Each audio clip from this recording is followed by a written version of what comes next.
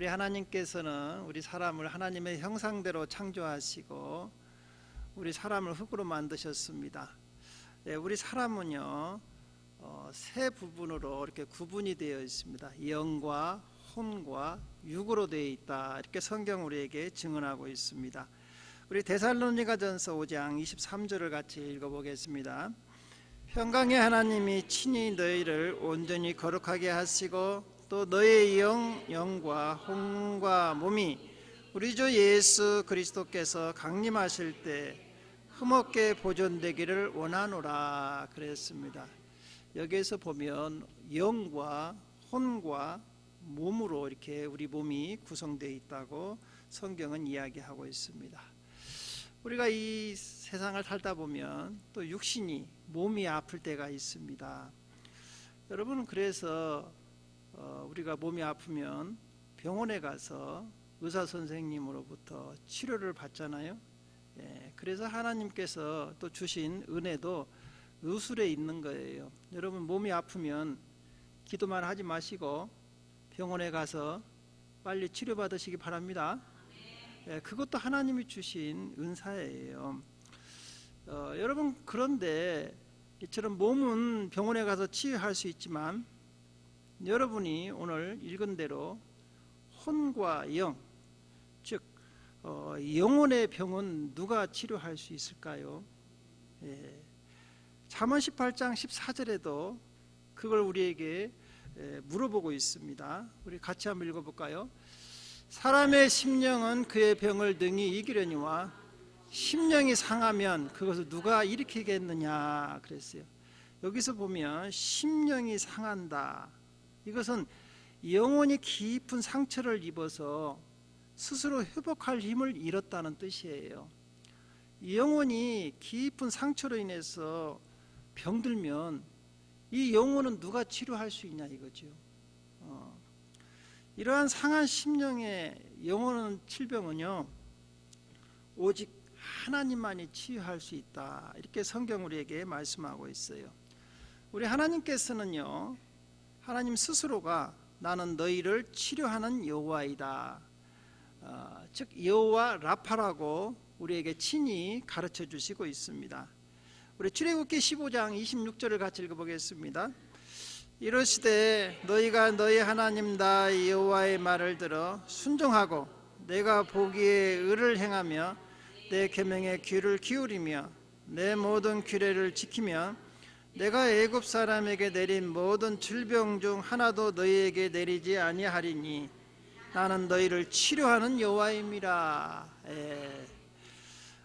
이 나는 너희를 치료하는 여호와의 이름, 여호와 라파라는 그 이름은 단순히 육체의 의사를 넘어서 몸을 치료하는 닥터, 그걸 넘어서 깨어진 것을 고치고 우리 마음의 상처로 인해서 상한 심령들을 고치고 또 회복된 것을, 훼손된 것을 또 회복시키며 망가진 것을 새롭게 창조하시는 분이라는 의미도 담고 있어요.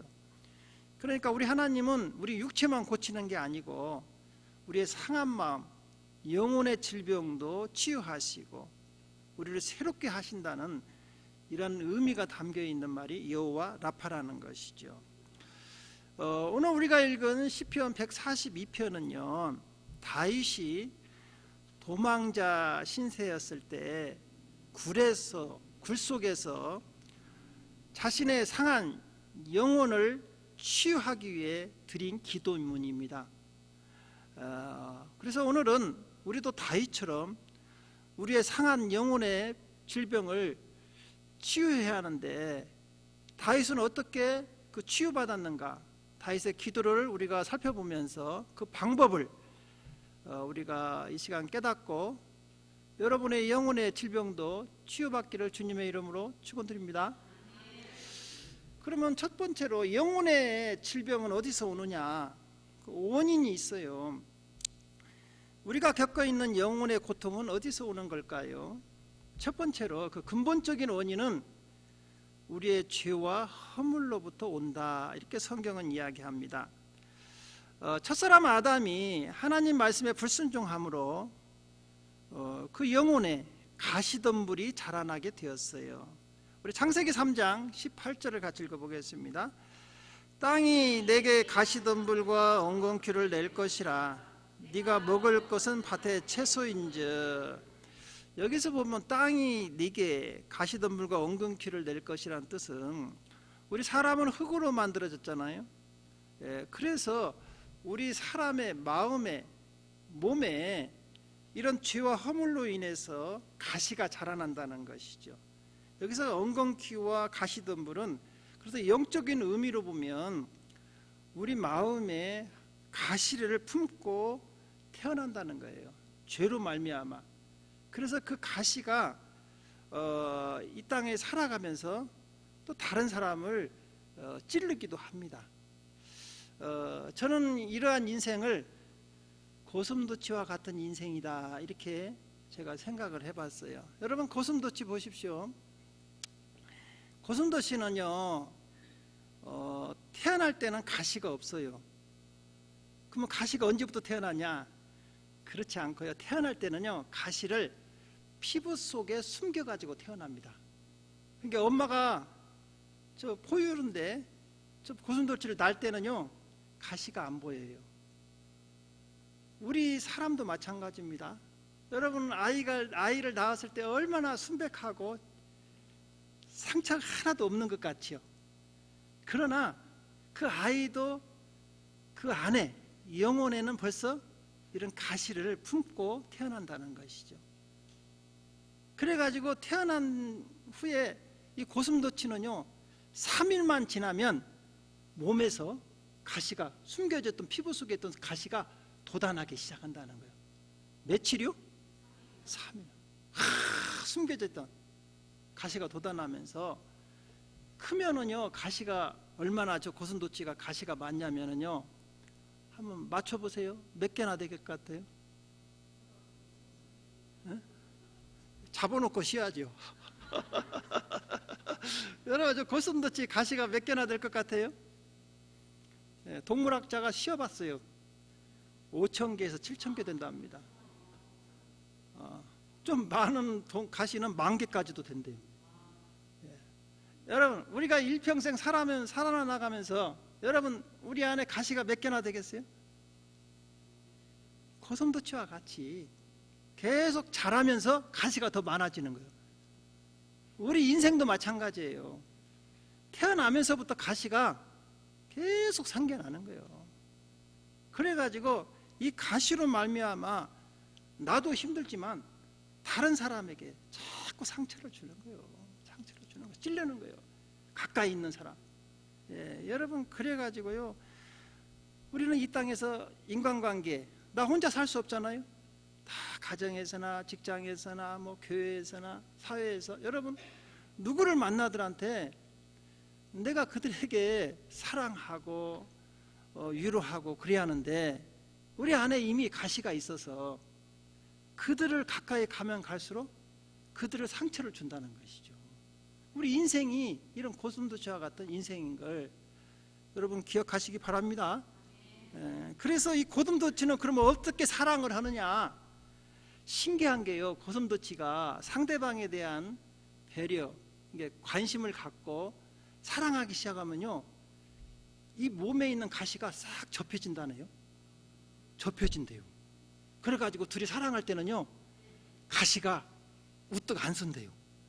와 신기하죠? 없어진 건 아닙니다. 그러나 사랑할 때는 가까이 가도 서로 가시가 찔리지 않는다는 거예요. 우리도 마찬가지예요. 우리 안에 가시가 우뚝 서다가도 우리가 그들을 사랑하고 용서하면 우리 가시가 접히는 거예요. 이러한 축복이 있기를 주님의 이름으로 축원드립니다. 그리고 또 한 가지는요 자에게도 가시가 있고 나에게도 가시가 있으니까 서로 조심하면 돼요. 멀리 항상 거리를 둬야 돼. 가시에 찔리지 않도록. 그래서 여러분 적당한 거리를 두고 신앙생활 하시기 바랍니다. 너무나 가깝다 보면 이게 좀 잘못하다 찔릴 수가 있어요. 이렇게 조심해야 돼. 두 번째로는 이제 이런 영혼의 질병은 또 어떨 때 오느냐? 인생이 힘들잖아요. 무거운 짐이 없는 사람이 없어요. 무거운 짐 중에서 가장 무거운 짐이 죄의 짐이에요. 죄의 짐.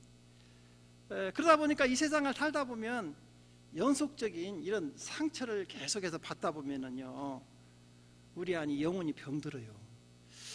여러분, 이 시를 기록한 다윗은요, 어렸을 때부터 아버지와 형들로부터 굉장히 무시를 받고 살았어요.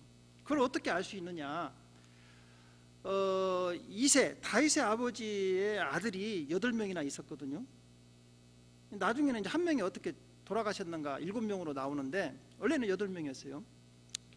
그 말째가 누구냐? 다윗입니다. 8번째가. 근데 이제 사울왕이 하나님께 불순종함으로 사무엘 선지자를 이 베들레헴에 있는 다윗의 동네잖아요. 그 이세에게 보냅니다. 그 아들 중에서 사울을 대신해서 왕을 세우라. 근데 사무엘 선지자가 그 다윗의 아버지 집에 방문했었잖아요. 그때 다른 형제들은 다 7 형제들은 다 사무엘 앞에 있었어요. 같이 식사를 했습니다. 그런데 그 막내 다윗은 어디가 있었어요? 양치고 있었어요. 아니 여러분, 다른 형제들은 다 사무엘 선지자와 같이 밥을 먹고 있었는데, 잔치에 참여했는데, 이 막내 아들만 양치고 있었어요. 다른 종을 보낼 수도 있잖아요. 그렇죠? 아니, 양은 다른 사람이 칠 수도 있잖아요. 막내 아들을 가까이 할 수 있잖아요. 근데 그 다윗은요, 그때 양치고 있었어요. 무시한 거죠. 너는 아직 어리니까. 너는 어렸을 때부터 무시를 잡고 살은 거예요. 또 2번째로는요, 전쟁이 일어났잖아요. 블레셋과 전쟁이 때. 이제 아버지가 또 다윗 보고, 야, 형들 가서 면회 좀 갔다 와라. 안부 좀 가서 보고 오나. 도시락을 싸갖고 갔어요. 갔다 보니까 막 그 블레셋 골리앗이 막 하나님을 막 욕하고 막 이름을 망령되이 하니까 다윗이 막 의분이 나가지고 저는 막 때려 죽여야 한다고 막 그랬잖아요. 그때 형들이 뭐라고 합니까? 까불지 마 임마, 너는 어린 것이. 여기 다 형들도 있고 장군들도 있는데 네가 감히 어찌고. 그러면서 다윗을 거기서 또 주눅들게 하는 것이죠. 이처럼요, 우리가 사회생활 하다 보면 다른 사람들에게 무시를 당할 수가 있어요. 이처럼 이런 게 내 마음에 뭐가 된다? 상처가 되는 거예요. 상처가 되는 거예요. 상처가 되는 거예요. 또요, 다윗은 사울왕이 또 다윗을 이제 없애버리려고 블레셋 자기 딸을 이렇게 걸어요. 그 블레셋 군사의 그 양피를 200개를 가지고 오면 딸하고 결혼시켜 주시겠다. 어떻게 블레셋 군인들의 200명을 죽일 수가 있습니까? 근데 다윗이 나중에 가서 죽이고 진짜로 그 사울 왕의 딸 미갈하고 결혼을 합니다.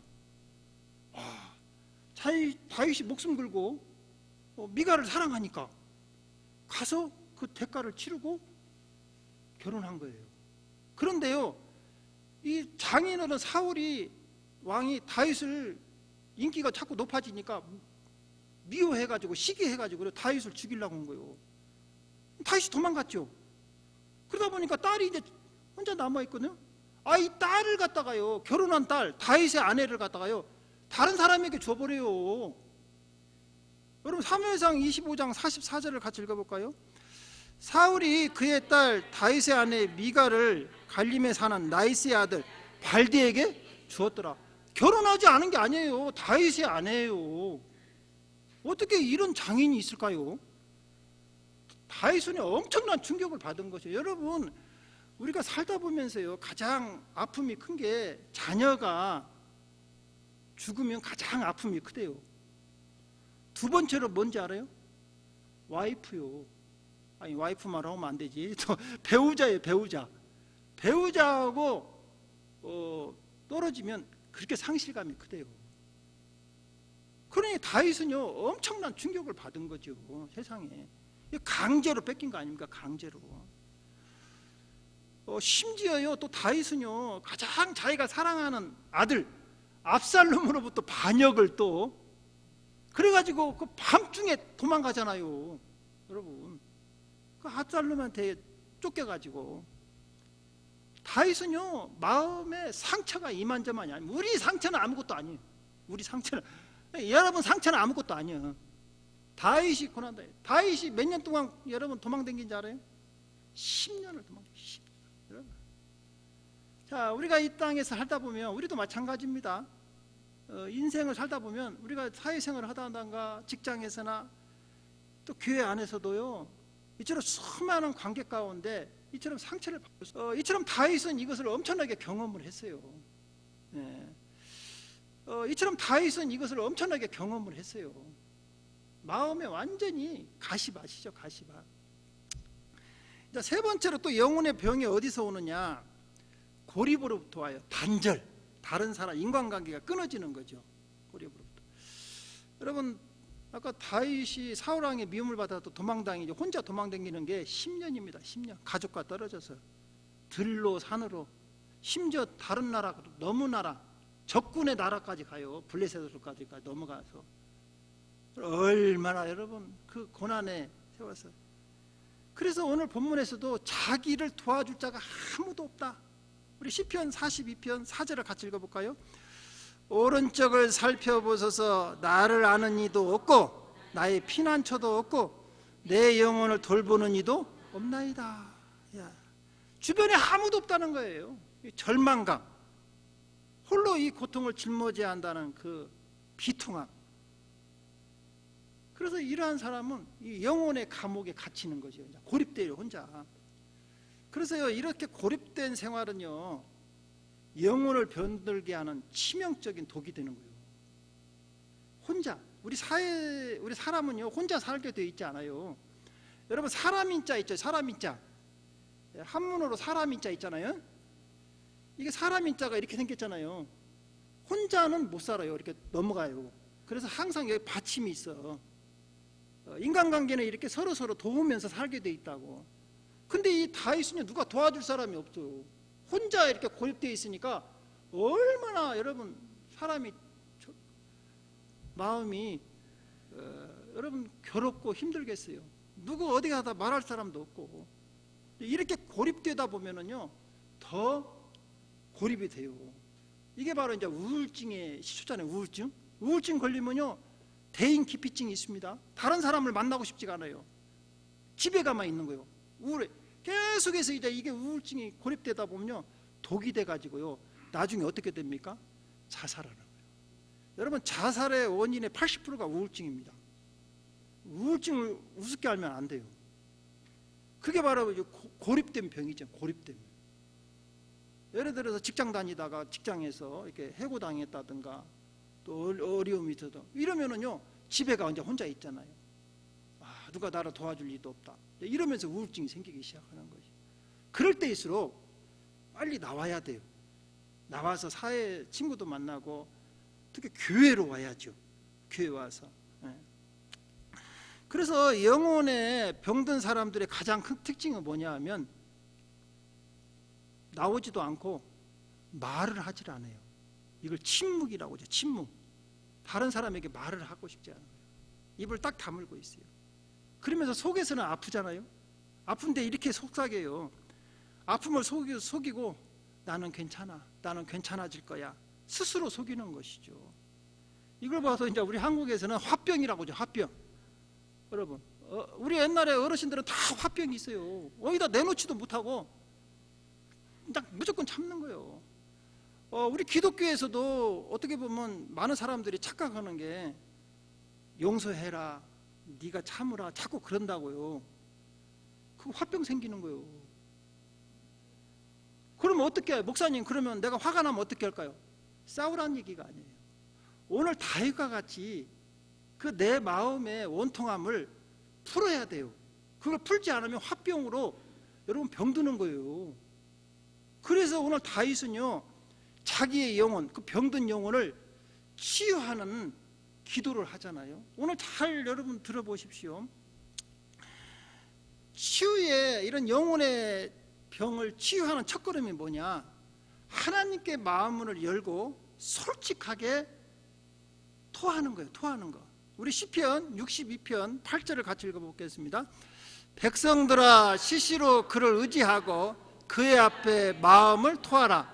하나님은 우리의 피난처시로다. 알라. 그러니까 여러분 답답하고 억울하고 분통한 거 있잖아요. 그걸 사람한테 토하면 싸움이 되니까 누구에게? 하나님께 나와서 토해라는 거예요. 토해내야 한다는 거예요. 그러면 우리 하나님께서는요, 이러한 마음이 상한 자를 가까이 하셔요. 와서 하나님께 또 온통해서 기도하면요, 그리고 충심으로 통회하는 자를 구원해 준다는 거예요. 우리 시편 34편 18절 한번 같이 읽어보겠습니다. 여호와는 마음이 상한 자를 가까이 하시고 충심으로 통회하는 자를 구원하시는도다. 이야, 그러니까 여러분 교회 와서 기도하는 거예요. 기도하는 거예요. 내 억울함을 하소연하는 거예요. 오늘 다윗이 그 기도가 시편 142편에 나오잖아요. 우리 1절에 한번 읽어볼까요? 시작. 내가 소리내어 여호와께 부르짖어 소리내어 여호와께 간구하는도다. 여기서 보십시오. 소리내었다. 소리내었다. 이것은요, 소리내어 기도한다는 뜻은 뭐냐 하면 자신의 감정을 하나님께 표현하는 거예요.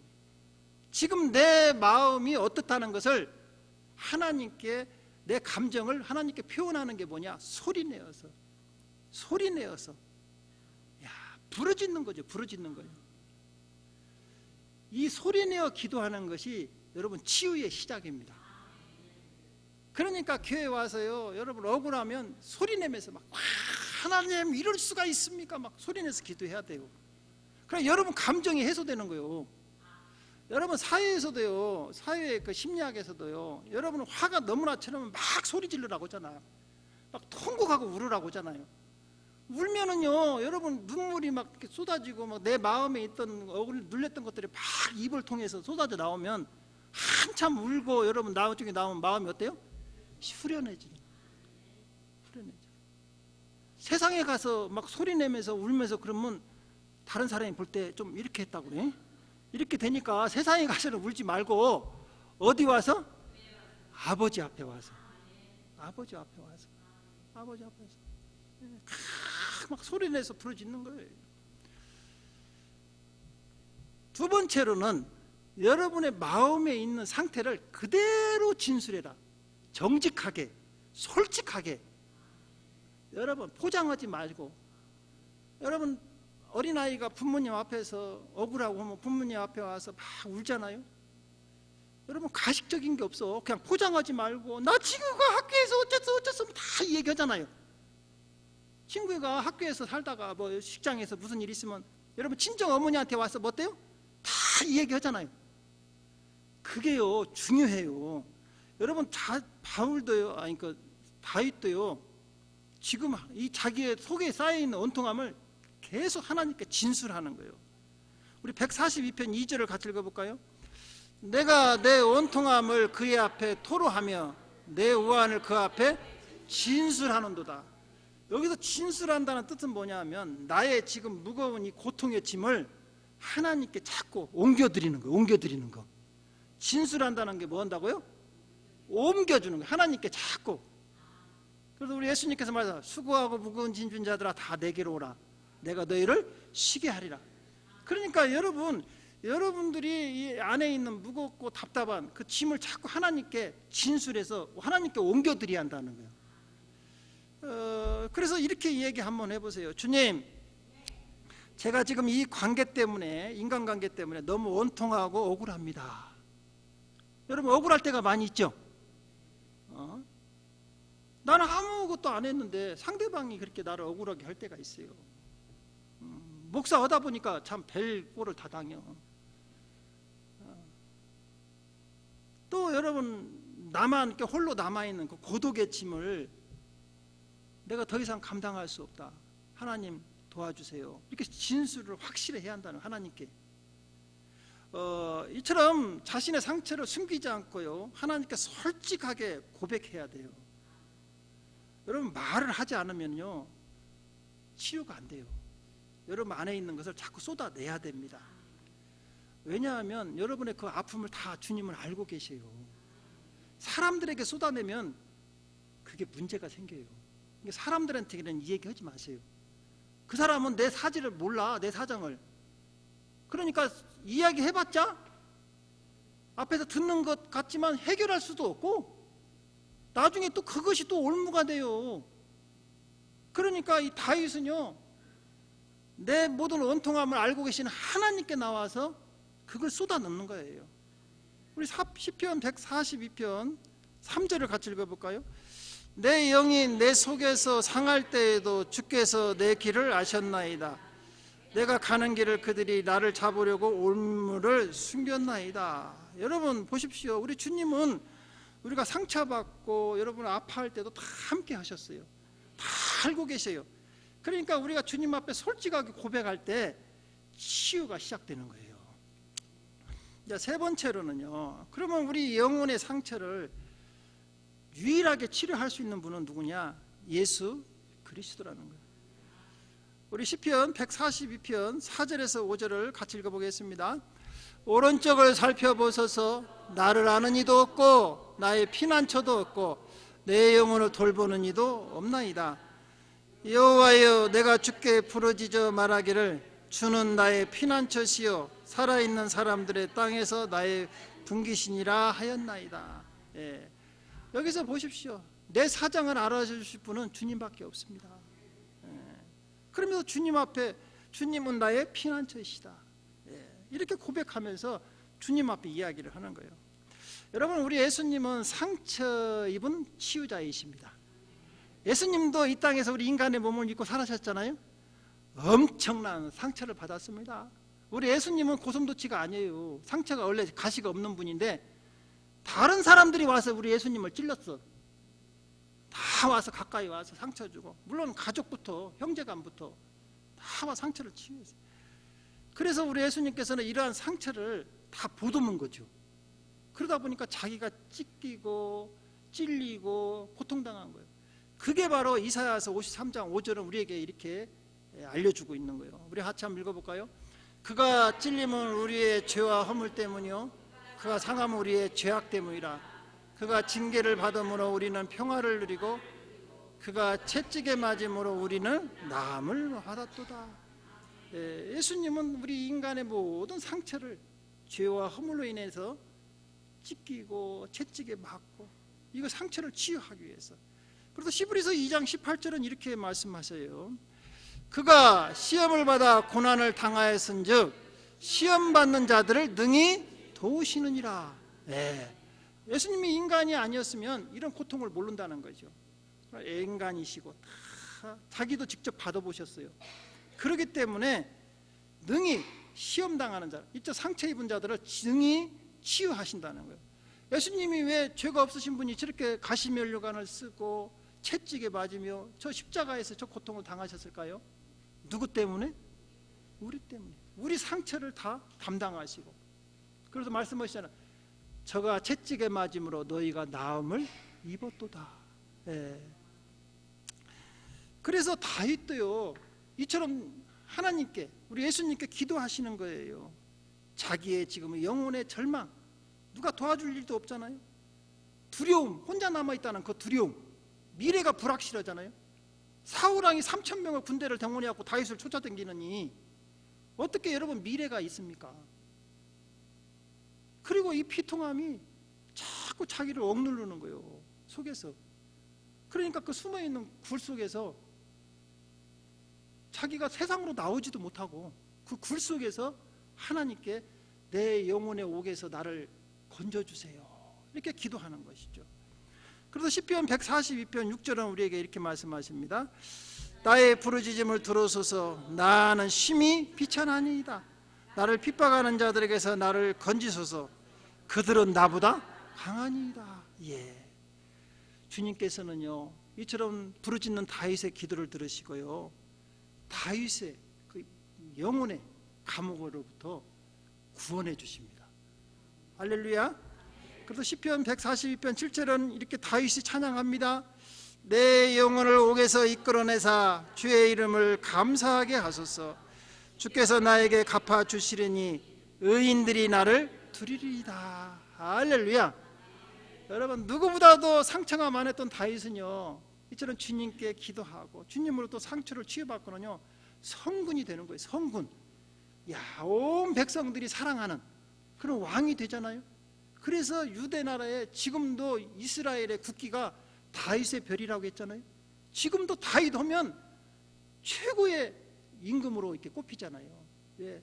이렇게 상처받은 사람도 치유되면 하나님께 이처럼 축복받고 성군이 될 수 있다는 거예요. 그래서 우리 하나님께서는요 이처럼 다윗과 같은, 또 우리도 다윗과 같은 많은 상처가 있잖아요. 이런 상처 입은 자들을 고치시고 싸매어 주시는 분이라는 것을 성경은 증명하고 있어요. 우리 시편 147편 3절을 같이 읽어볼까요? 상심한 자들을 고치시며 그들의 상처를 싸매시는도다. 할렐루야.